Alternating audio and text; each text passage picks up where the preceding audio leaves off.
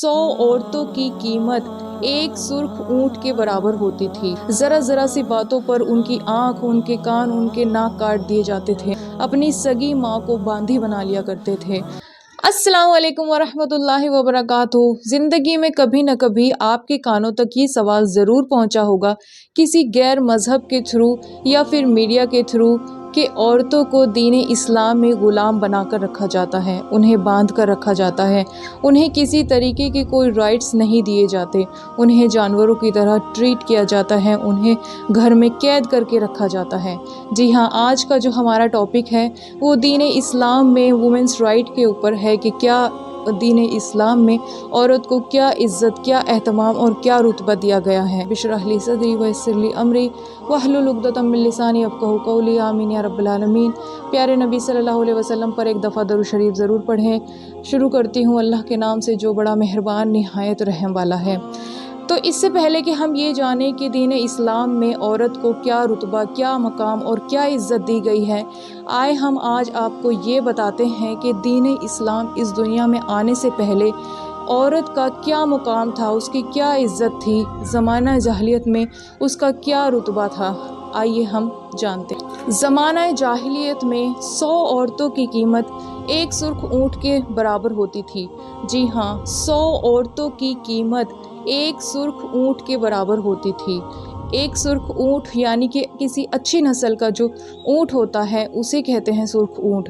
100 عورتیں = ایک اونٹ۔ جی ہاں، یہ قیمت تھی عورت کی۔ عورت کو صرف پاؤں کی جوتی سمجھا جاتا تھا، وہ صرف مردوں کے لیے استعمال کی چیز ہوتی تھی۔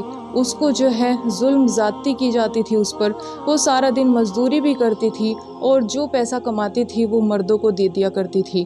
جی ہاں، مرد ان کے اوپر ظلم کرتے تھے، ان کا استعمال کرتے تھے۔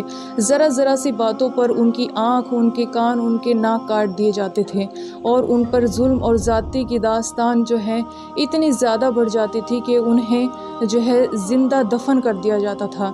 عورت کو کسی بھی طریقے کا رتبہ یا مقام جو ہے حاصل نہیں تھا، اسے سانس لینے کے لیے بھی جو ہے مردوں کی اجازت لینی پڑتی تھی۔ یہاں تک کہ اگر کوئی بیوہ ہو جاتی، کوئی عورت اگر بیوہ ہو جاتی تھی تو اس کے اپنے بیٹے ہی اسے باندھی بنا لیا کرتے تھے۔ جی ہاں، اپنی سگی ماں کو باندھی بنا لیا کرتے تھے۔ باپ کے مر جانے کے بعد جو بیٹے اپنے باپ کی جاگیر کے سردار بن جاتے تھے، مالک بن جاتے تھے، وہ اپنی ماں کے بھی جو ہے مالک بن جایا کرتے تھے۔ اور اگر بچیوں کا والد جو ہے فوت ہو جاتا تو ان بچیوں کو بھی جو ہے لوگ اپنی غلام یا باندھی بنا لیا کرتے تھے۔ جی ہاں، یہ مقام تھا عورت کا۔ عورت جو ہے اگر بیوہ ہو جاتی اسے گھر سے نکال دیا جاتا، ان کے اوپر ظلم کا اتنا پہاڑ توڑا جاتا کہ وہ ایک سال جو ہے کسی کال کوٹری میں بیٹھ کر اپنی عدت پوری کرتی، اور اگر وہ زندہ نکل آتی تو اس پر جو ہے جانوروں کی لیڈ ڈال کر اور پورے قبیلے میں گھمایا جاتا اور یہ اعلان کیا جاتا باقاعدہ کہ اب اس کی عدت جو ہے وہ پوری ہو چکی ہے۔ اور حیض اور نفاس کی حالت میں عورتوں کو گھر میں داخل ہونے کی اجازت نہیں تھی۔ جی ہاں، حیض جو ہر مہینے ایک عورت کو ہوتی ہے اور وہ 40 دن جب بچہ پیدا کرنے کے بعد جو ہے عورت حیض یا پیریڈز کی حالت میں ہوتی ہے، اسے اس تکلیف کی حالت میں بھی گھر میں داخل ہونے نہیں دیا جاتا تھا۔ اسے گھر سے باہر ایسی جگہ پر رکھا جاتا تھا جہاں جانوروں کو باندھا جاتا ہے۔ 100 عورتوں کی قیمت جو ہے ایک سرخ اونٹ کے برابر ہوتی تھی۔ اب آپ آئیڈیا لگا لیں کہ ایک عورت کی کیا اوقات تھی اس وقت۔ عورت جو ہے صرف پاؤں کی جوتی ہوا کرتی تھی مردوں کی۔ آدمی جب چاہے جیسے چاہے اسے استعمال کرتے تھے اور اسے کسی بھی طریقے کا کوئی رائٹ، کوئی حقوق، کوئی میراث اس کی نہیں تھی۔ اسے کسی طریقے کا کوئی بھی مالکانہ حق نہیں دیا گیا تھا۔ اسے زندگی جینے کے لیے بھی دوسروں کی محتاج۔ اتنی دردناک داستاں ہے کہ آپ سن نہیں پائیں گے۔ زندہ بچی کو پیدا ہوتے ہی دفنا دیا کرتے تھے عرب کے لوگ۔ زمانہ جاہلیت میں یہ مشہور تھا کہ عورت جو ہے وہ نحوست تھی اور اس کو جو ہے پیدا کرتے ہی دفنا دو۔ اس لیے چھوٹی چھوٹی بچیوں کو پیدا ہوتے ہی وہاں کے لوگ دفنا دیا کرتے تھے۔ عرب میں آج بھی وہ قبرستان موجود ہیں جہاں پر چھوٹی بچیوں کو جو ہے پیدا ہوتے ہی دفنا دیا جاتا تھا۔ جی ہاں، یہ عزت تھی، یہ مقام تھا، یہ رتبہ تھا دین اسلام کے اس دنیا میں آنے سے پہلے، لیکن میں قربان جاؤں اپنے پیارے رب پر جس نے 12 ربیع الاول کی صبح صادق کے وقت دنیا میں ایک ایسا نور بھیجا جو تمام جہانوں پر چھا گیا، تمام جہانوں کے اندھیروں کو جس نے دور کر دیا، تمام جہانوں کی عورتوں کے لیے جو ہے وہ رحمت بن کے آیا، اور صرف عورتوں کے لیے نہیں، تمام جہان کے لیے، تمام جہانوں کے انسانوں کے لیے جو رحمت للعالمین بنا کر بھیجے گئے، وہ ہے آپ کے اور میرے نبی جناب رسول اللہ صلی اللہ علیہ وسلم، جو ایسی سیرت لے کر آئے، ایسا خوبصورت دین لے کر آئے جس نے عورت کی زندگی کو بدل کر رکھ دیا، اس کی کچلی ہوئی زندگی کو جو ہے بدل کر رکھ دیا۔ جو عورت سانس لینے کے لیے بھی مردوں کی غلام تھی، اللہ کے نبی صلی اللہ علیہ وسلم نے انہیں زندگی کے ہر مرحلے میں جو ہے حقوق دیے، اور انہیں مالکانہ حق دلوائے، اور انہیں مہر کی آزادی دی گئی، انہیں اپنی مرضی سے نکاح کرنے کی آزادی دی گئی۔ جو عورتیں پہلے بیوہ ہو جایا کرتی تھی، ان سے پھر کوئی نکاح نہیں کیا کرتا تھا، بلکہ انہیں جو ہے ایسی سزائیں دی جاتی تھی کہ وہ گھٹ گھٹ کر اور تڑپ تڑپ کر مر جاتی تھی۔ اللہ کے نبی نے بیواؤں سے شادی کر کے ان زمانہ جاہلیت کو یہ دکھا دیا کہ بیوہ ہونے کے بعد بھی عورت جو ہے وہ نکاح کر سکتی ہے۔ حق مہر کی آزادی دی گئی ایک عورت کو، مالکانہ حقوق دیے گئے، اسے بزنس کرنے کی آزادی دی گئی، اسے ہر جگہ آنے جانے کی جو ہے اجازت دی گئی، ہر طرح کے حقوق ادا کیے گئے۔ جو پہلے دوسروں کی غلام ہوا کرتی تھی اور مردوں کے پاؤں کی جوتی ہوا کرتی تھی، جنہیں پہلے کسی بھی طرح کی میراث حاصل نہیں تھی، اب وہ اپنے ماں باپ، اپنے بھائی بہن، اپنی اولاد اور اپنے شوہر کی میراث کی جو ہے مالک بن گئی۔ جو پہلے پاؤں کی جوتی ہوا کرتی تھی، اب وہ ان کے دل کی ملکہ بن گئی، ان کے دل کا سکون بن گئی۔ اور اللہ تعالیٰ نے جو ہے عورت کے حقوق بیان کرتے ہوئے سورہ نساء کو نازل کیا قرآن میں۔ جی ہاں، اللہ تعالیٰ نے خود قرآن میں عورت کے حقوق کو نازل کیا، اور قرآن میں سورہ نساء کے نام سے پوری ایک سورہ جو ہے وہ نازل کی گئی، جس میں اللہ تعالیٰ نے عورتوں کے حقوق کو تفصیل سے بیان کیا ہے۔ جب اللہ کے نبی صلی اللہ علیہ وسلم کی بیٹی حضرت فاطمہ الزہرا رضی اللہ تعالی عنہا کا رشتہ حضرت علی سے آیا، تو اللہ کے نبی صلی اللہ علیہ وسلم کو پہلے سے ہی معلوم تھا کہ یہ جوڑی جو ہے آسمانوں میں بن چکی ہے، اور حضرت جبرائیل امین جو ہیں وہ وہی لے کر نازل ہو چکے ہیں کہ یہ رشتہ ہونا ہے، آسمانوں میں طے ہو چکا ہے۔ لیکن پھر بھی اللہ کے نبی صلی اللہ علیہ وسلم نے اس امت کو یہ پیغام دیا، اور اپنی بیٹی کے پاس گئے اور ان سے اجازت طلب کی کہ اے بیٹی، کہ آپ کے لیے حضرت علی کا رشتہ آیا ہے، کیا میں ہاں کر دوں؟ جی ہاں، آج کتنے ہی ماں باپ ہیں وہ یہ نہیں سوچتے کہ ہماری بیٹی یہاں پر راضی ہے یا نہیں ہے۔ اللہ کے نبی صلی اللہ علیہ وسلم نے اور اللہ تعالیٰ نے عورت کو یہ مقام دیا ہے کہ وہ اپنی مرضی سے جو ہے اپنا لائف پارٹنر چوز کر سکتی ہے، یہ اس کا پورا حق ہے۔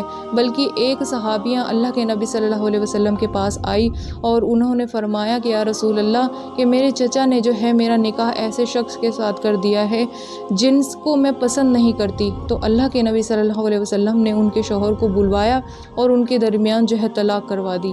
اور اس سے یہ معلوم ہوتا ہے کہ جو اللہ کے نبی صلی اللہ علیہ وسلم نے ہمیں یہ میسج دیا کہ عورت کی مرضی کے بغیر جو ہے اس کی شادی کہیں بھی نہ کی جائے۔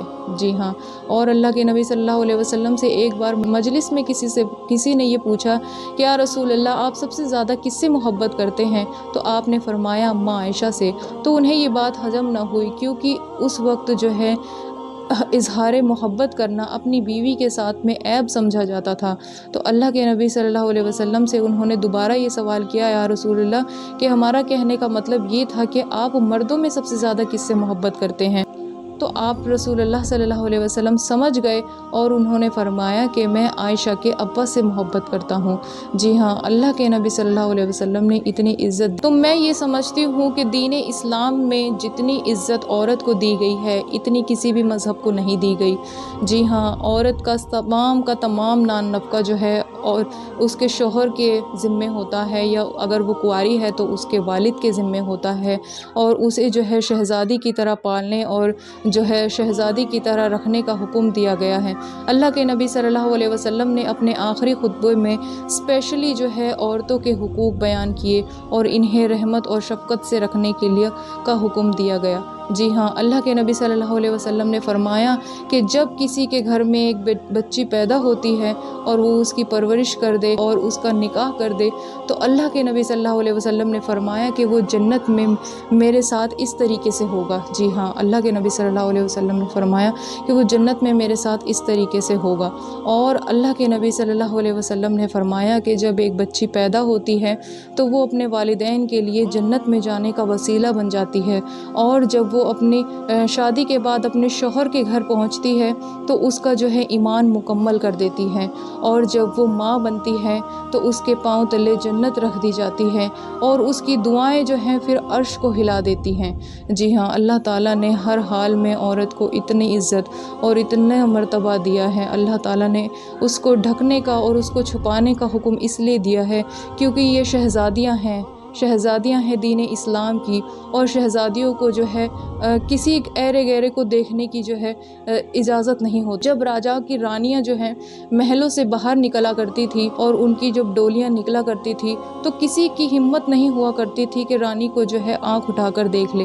رانی کو صرف اس کا راجا ہی جو ہے دیکھ سکتا ہے۔ اسی طریقے سے عورت جو ہے وہ خوبصورت تحفہ ہے اور دین اسلام کی شہزادیاں ہیں، تو اسی لیے اللہ تعالیٰ نے اس کو جو ہے ڈھک کر اور چھپا کر رکھنے کے لیے کہا ہے۔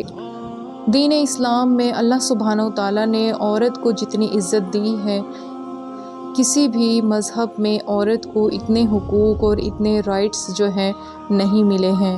اور اللہ سبحانہ وتعالیٰ نے قرآن میں بھی کئی ایسی عورتوں کا ذکر کیا ہے جو ہمیں یہ بتاتا ہے کہ اسلام ہے وہ عورتوں کی کتنی عزت کرتا ہے۔ جی ہاں، عیسیٰ علیہ السلام کی والدہ مریم علیہ السلام کو اللہ سبحانہ وتعالیٰ نے اتنی عزت دی ہے کہ قرآن میں جہاں پر بھی عیسیٰ علیہ السلام کا نام آتا ہے ان کے نام سے پہلے مریم علیہ السلام کا نام ضرور آتا ہے۔ جی ہاں، تو ہم رسپیکٹ کریں اپنے دین اسلام کی اور پردے کا اہتمام کریں تمام بچیوں سے، تمام خواتین سے۔ میں یہ ریکویسٹ کرتی ہوں کہ اللہ نے ہمارے لیے جو حقوق بنائے ہیں وہ ہماری بہتری کے لیے ہیں۔ اگر ہمیں پردے کا حکم دیا ہے تو یہ ہماری حفاظت کے لیے ہے، اور تمام ایسے حقوق ہیں جو اللہ سبحانہ وتعالیٰ نے ہمیں دیے ہیں اور کسی بھی مذہب کو وہ جو ہے نہیں ملے ہیں۔ تو ہمیں پراؤڈ فیل کرنا چاہیے کہ ہم مسلمس ہیں اور اللہ سبحانہ وتعالیٰ نے ہمیں ایسی شریعت دی ہے، ایسا دین دیا ہے جس پہ ہمیں پراؤڈ فیل کرنا بھی چاہیے۔ تو چلتی ہوں جی، دعاؤں میں یاد رکھیے گا اور اپنا بہت سارا خیال رکھیے گا۔ ویڈیو اچھی لگے تو لائک، شیئر اینڈ سبسکرائب ضرور کیجیے گا۔ اپنے تمام پیاروں کے ساتھ جو ہے اسے شیئر بھی کریے گا اور مجھے اپنی دعاؤں میں یاد رکھیے گا۔ تب تک کے لیے اللہ حافظ۔